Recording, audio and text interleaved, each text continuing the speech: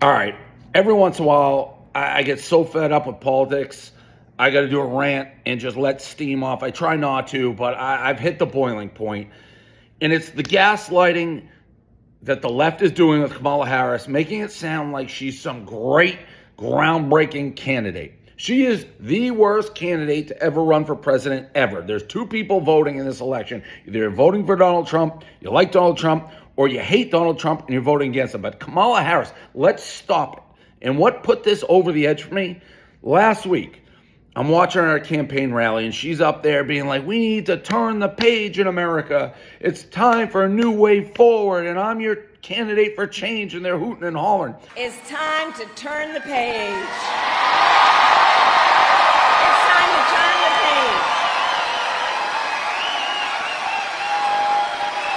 America is ready for a new way forward. And then I see her at a rally today, and it's the same message again. Time to turn the page. We need a new generation of leadership. It is time to turn the page.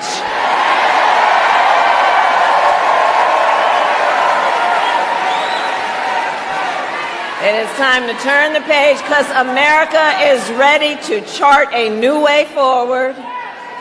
Ready for a new and optimistic generation of leadership. This is the sitting vice president of the United States currently saying she's the candidate for change. Okay, fine. And by the way, she has to, because I think 90% of Americans, left or right, like the last 4 years under Biden, not great. Look at the world stage. Afghanistan was a disaster. The Middle East is basically in flames. You got Russia. Then on the homeland, inflation's out of control. People burning American flags in the street. The defund the police. Law and order doesn't even seem to matter anymore. You got the border, immigration. There's so many issues. Both sides be like, yeah, we need a change from Biden. Probably why the Democrats whacked Biden and installed Kamala Harris as the candidate. So she's like, we need change. We need this. We need that.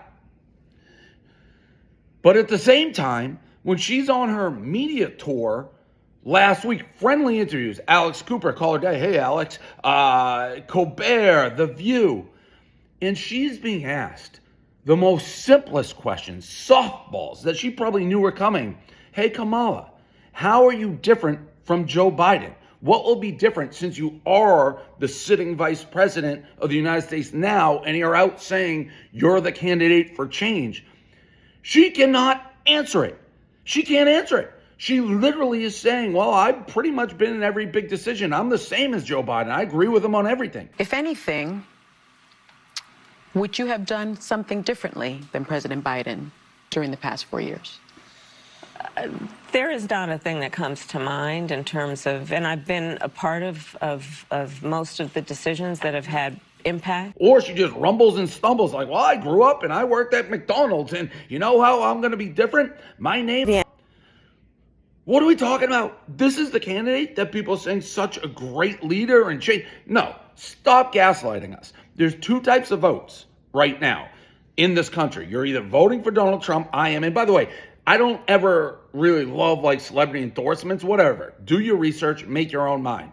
But there's two types of votes. You're voting for Donald Trump, or you're voting against him because you hate his guts and you'd vote for a potato or a head of lettuce or anything. That's my dad. It doesn't matter who's running. He hates Trump so much, he'd vote for whatever you put up there. But Kamala Harris can't even answer the easiest questions of all time. She never gives a straight answer. She doesn't seem to be able to put coherent thoughts together. It's actually scary for me to think about like what she'd be on the international stage. So that's all I'm saying. That's what's pushed me to the boiling edge. I am so sick of being gaslighted like she's some great candidate. There was a reason when she ran for president last time, she didn't get one vote. She dropped out before the primaries.